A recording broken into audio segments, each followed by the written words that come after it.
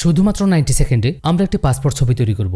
দেখতে পাচ্ছেন ফটোশপ সফটওয়্যারটি আমার সামনে ওপেন অবস্থায় রয়েছে। অলরেডি আমি একটি ছবি ওপেন করে নিয়েছি। তো প্রথমে আমি ছবিটিকে পাসপোর্ট সাইজে ক্রপ করে নিব। তো সেটার জন্য টুল বক্স থেকে ক্রপ টুলটি সিলেক্ট করলাম। ক্রপ টুলটি সিলেক্ট করার পর এখানে উইড রয়েছে 38mm, হাইট রয়েছে 48mm এবং রেজুলেশন রয়েছে 300।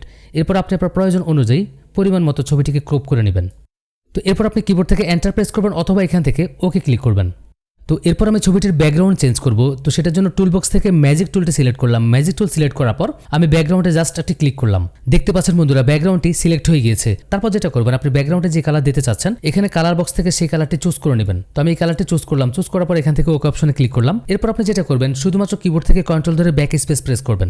দেখতে পাচ্ছেন বন্ধুরা ব্যাকগ্রাউন্ডটি কিন্তু চেঞ্জ হয়ে গিয়েছে। তো এরপর আমি যেটা করব, ছবিটির ব্রাইটনেস একটু বাড়িয়ে নেব। তো সেটার জন্য কিবোর্ড থেকে কন্ট্রোল ধরে এম প্রেস করলাম। এরপর এখান থেকে স্লাইডারটিকে একটু টেনে উপরের দিকে দিলাম। তো আপনার ছবিটিতে ব্রাইটনেস যতটুকু অ্যাডজাস্ট করা দরকার ততটুকু করার পর এখান থেকে ওকে অপশনে ক্লিক করবেন। তো এরপর আমি ছবিটির কনটেক্সট একটু হালকা অ্যাডজাস্ট করে দেবো। তো সেটার জন্য চলে গেলাম ইমেজ মেনুতে। ইমেজ মেনুতে সেই অ্যাডজাস্টমেন্ট অপশনে ক্লিক করে এখান থেকে ব্রাইটনেস অ্যান্ড কনটেক্সট অপশনে ক্লিক করলাম। তো এরপর কনটেক্সটটা আমি হালকা একটু বাড়িয়ে দিচ্ছি। তো মনে হচ্ছে এতটুকুই চলবে। এরপর আমি এখান থেকে ওকে অপশনে ক্লিক করলাম। তো এরপর আমি এই ছবিটিকে স্মুথ করার জন্য একটা ফিল্টার ইউজ করব। তো সেটার জন্য চলে গেলাম ফিল্টার মেনুতে। ফিল্টার মেনুর একদম নিচে এখানটায় এসে নয়েজের প্রফেশনাল অপশনে ক্লিক করলাম।